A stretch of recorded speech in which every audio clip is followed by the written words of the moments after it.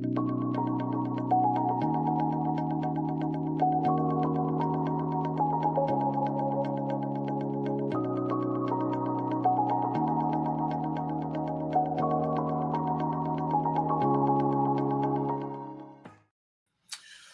morning. It's Friday, March 21st. The multi-front war in the Middle East is now 532 days old. I'm your host, Jonathan Schanzer. Welcome back to the FDD Morning Brief.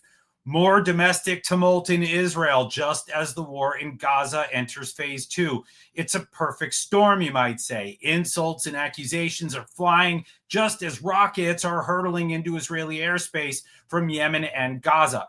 I tend to think that Israel doesn't need any more chaos than it already has, but Israeli Prime Minister Benjamin Netanyahu has chosen this moment to fire Ronen Bar, the head of the Shin Bet, the Israeli internal security agency. It's all happening just as shocking revelations and accusations emerge that figures close to Netanyahu may have pocketed Qatari money.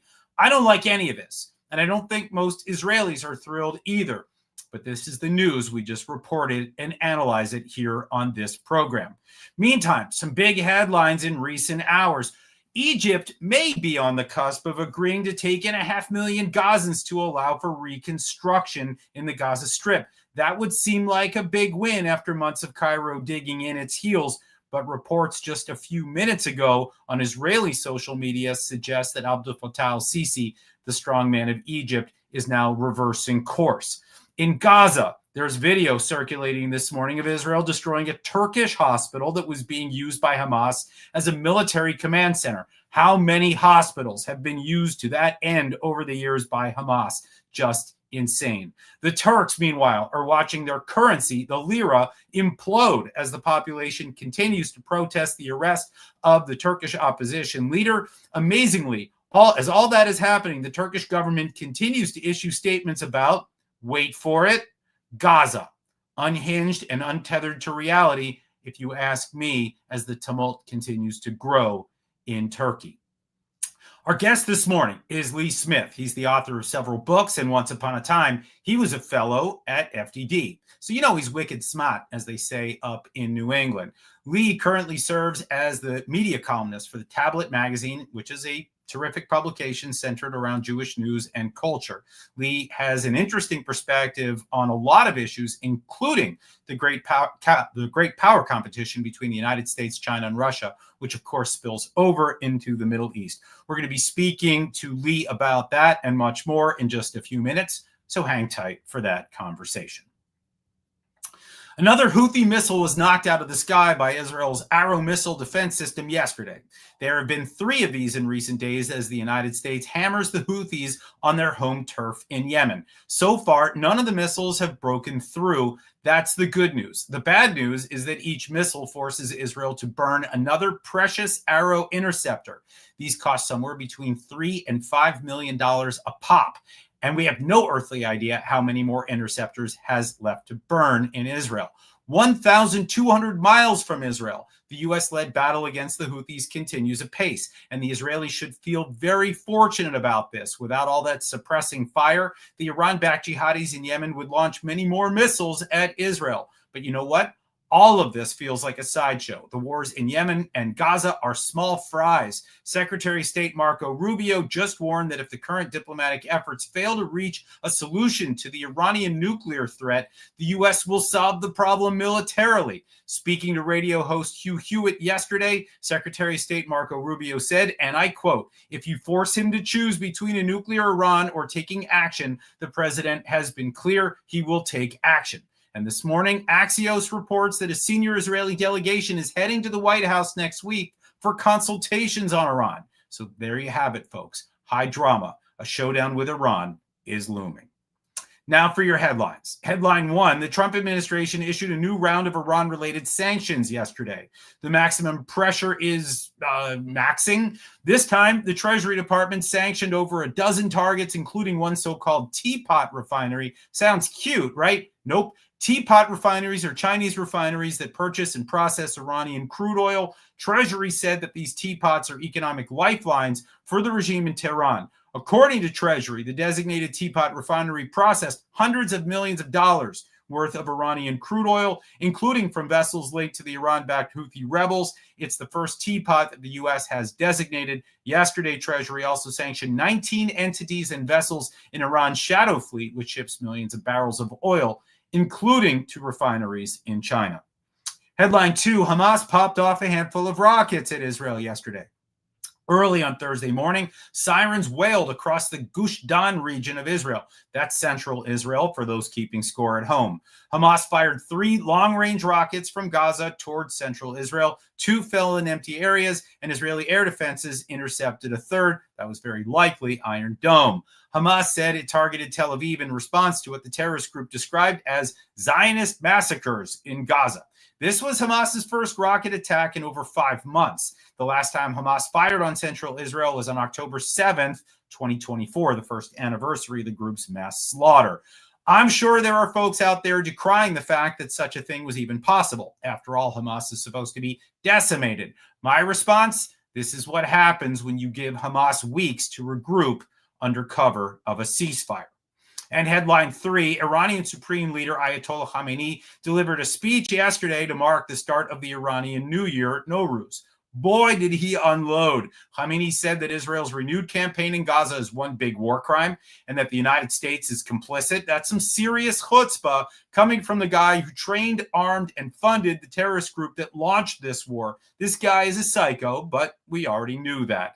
And now get this, Khamenei called on pro-Hamas activists in the United States and Europe to stop Israeli action in Gaza. He said that Israel's renewed campaign is treacherous and horrendous and that these Western protesters need to get protesting.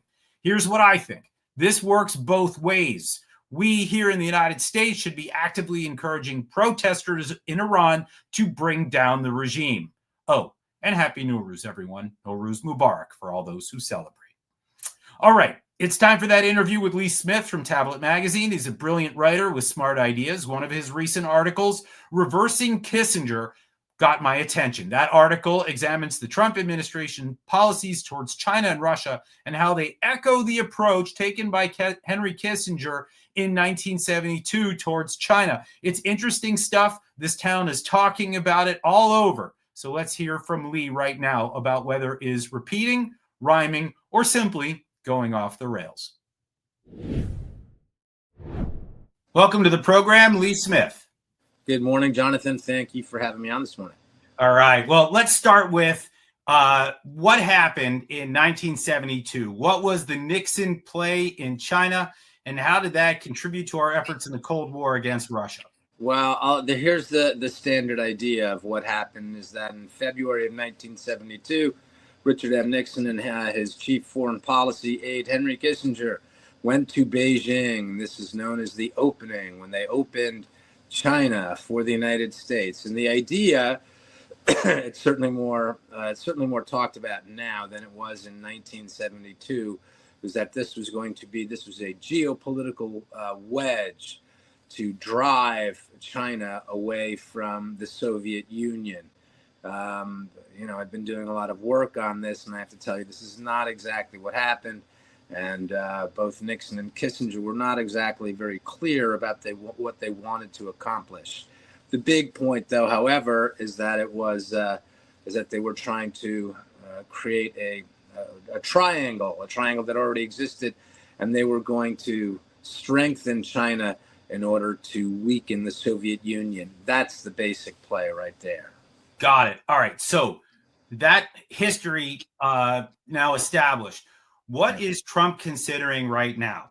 Does he think that he can do the opposite and peel Russia out of the Chinese orbit and isolate the CCP to drive a wedge between these two countries right now? Is that what we're watching on the world stage? Right. Well, there's been an idea about this since the first Trump administration, and there were different Trump advisors who talked about this to see if this was possible. And I've interviewed the president, not over the last couple of months, but talked to him about this.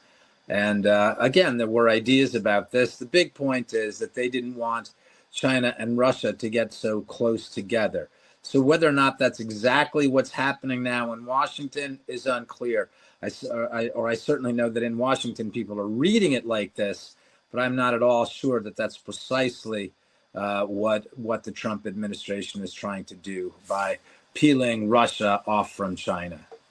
Certainly, there's a lot of focus right now on China, the great power competition. That's what everybody talks about here right now. Those are the words that they use. But let's be explicit here. I mean, was this what we started to watch playing out when Trump seemed to push Ukrainian leader Volodymyr Zelensky into a deal with Russia that he didn't want? Does that appear to be part of this strategy that you've just laid out? Well, again, I know how that's a lot of people read that meeting in the Oval Office. That meeting got pretty spontaneous pretty quickly. So whether that was part of the master strategic play, it's unclear to me. Again, people in Washington, policy analysts, journalists are going to read things in a particular way, and that's how they understood what's happening. Again, the argument that I would make is I think it's very important to understand clearly what Nixon and Kissinger did back in 1972. And that's why I called the article that I wrote about this recently, not Reverse Kissinger, which is how it's being referred to, but called it Reversing Kissinger, because a lot of the big problems that the United States is facing now regarding China tie directly back to what Nixon and Kissinger did in 1972. And Trump is definitely trying to do this, and that's what the tariffs are about. So whether he's actually trying to, pull the Russians away from China, unclear. Again, I know there were efforts to do that since the first administration. The bigger play for Donald Trump has to do with tariffs and trade right now. So what does that mean? That's the bigger challenge, or that's the goal? What is he trying to achieve here with the tariffs, the economic challenges that he has now begun to issue? Well, U.S. policymakers have impoverished this country over the last half century. This is something that Trump talks about quite often with the trade deficit. I mean, it's absurd. And this trade deficit is what is given. It's what's given the People's Republic of China and the Chinese Communist Party. It's what's given them all this money to build the People's Liberation Army, to build the Belt and Road Initiative. So it's the money. That's what they've been doing, and it's us who have facilitated it. We facilitated it by helping get China into the WTO. And I want to emphasize, Jonathan, it's not just it's everyone. It's Democrats and Republicans. It starts with Nixon and Kissinger, goes through George H.W. Bush. It goes through Bill Clinton, who was, who actually pushed for China's accession to the WTO. Then it was George W. Bush, Barack Obama, and really Donald Trump is the first one who pointed out that this was a big problem. So that's what Donald Trump is doing. Again, whether this smaller play about peeling Russia off from China is part of it is hard to tell right now. And you and I know, having looked at the Middle East for so long, and for Pete's sake, I mean, we talked about this for a long time, the whole efforts with Washington policymakers. Let's try to peel Syria off of Iran, right? I mean, we all laughed because it was silly. It made no sense. We may be looking at the very same thing here as well. Frankly, I tend to believe it is. But the bigger play is not a reverse Kissinger. It's reversing the things that Henry Kissinger started in 1972 with the opening to China. And that's what's on Donald Trump's mind. Got it. It's funny. I have to say it's like blasphemy in Washington, but I've always argued that Henry Kissinger was a drastically overrated foreign policy person, that I think he did a lot more damage than people are willing to see. That's what I'm writing on. You're absolutely 100% right. Both he and Nixon misunderstood the nature of the balance of power. And this is important when it comes back to this idea of reverse Kissinger, because what they could have done, what the standard foreign policy play is, we're going to play China off of Russia and let them destroy each other, right? That's the standard play. That's what balance of power really means. This is not what Kissinger and Nixon meant. What Kissinger and Nixon meant was basically what Barack Obama meant with the Iran deal, right? We're going to weaken Israel, Saudi Arabia, to strengthen Iran and create a balance of power and peace and equilibrium. Well, no one can do that. That's God's work, right? Creating things and creating equilibrium, right? What human beings can do is very small and very limited. You can empower different adversaries against each other to advance your position. That is not what Nixon and Kissinger did, right? What Nixon and Kissinger did was they weakened the United States by including it in the balance of power. And that's precisely the core element of what's happened the last 50 years, while the United States has given so much to China. And that's where we are right now. And that's what Donald Trump is trying to reverse. Got it. All right. So let's talk about how the rest of this fits into the Middle East, where you and I have done a lot of work. What we're talking about right now is, we talk about normalization between Israel and Saudi Arabia. We talk about the Saudis buying massive amounts of weapons from the United States, selling weapons to the Turks, really, I think trying to build out new alliances while we weaken China, while we try to peel the Russians away. Is that how you read this right now? It's just about having other countries in the Middle East invest more in our alliance structure? I think right now Donald Trump has talked about when he appointed, especially I used to be with you all at FDD, Mike Waltz. When he appointed Mike Waltz, National Security Advisor, he identified Donald Trump the top three threats as China, Russia, and Iran. And remember, it's not as though it's just in that order. They're all part of a rising anti-American bloc, right? And so this is why it's very important, among other reasons, why the Houthis are taking a beating now, right? Shutting down Red Sea shipping lanes is good when we see who's still traversing those lanes, right? China. So the United States has to have access to those lanes. So yeah, all of these things are connected. I don't know exactly different aspects of it, how we would play in weapons purchases right now. But certainly that's what we're seeing. We are seeing a block. So when you hear different people who appear to be in the Republican Party saying, "Oh, we have no, we have no stake in going after the Houthis." Well, first of all, it has to do again with global shipping lanes. That's the job of the Pentagon, right? Since World War II, that's been the job of actually even before World War II ended. That's been the job of the U.S. Navy, to make sure the shipping lanes stay open. So it's important in that way. It's also important Iran, and again, regarding China too. So it's very important that people see this as a whole, and thank goodness Donald Trump does. Unfortunately, many people who appear to be allied with Donald Trump do not, and that's what we're talking about in terms of what they're sort of describing themselves as isolationists or restrainers. Yeah, and we're certainly been watching that. Let me just ask you, we got to jump here in a minute, but do we know who is driving this policy right now, this idea of reversing Kissinger? Are there significant players right now in the White House, at the Pentagon, National Security Council? Who do you think are the leaders here in trying to reverse the damage of Kissinger?